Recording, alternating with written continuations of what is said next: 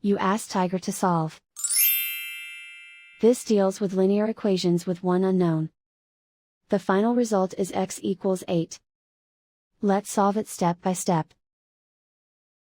Simplify the expression. Break up the fraction.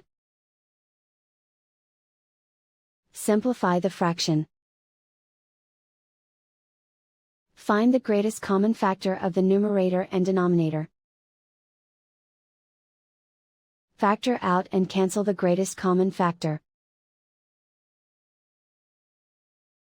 Group all constants on the right side of the equation. Subtract 1 from both sides. Simplify the arithmetic.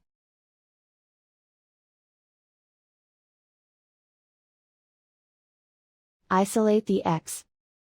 Divide both sides by 3. Simplify the fraction. Find the greatest common factor of the numerator and denominator.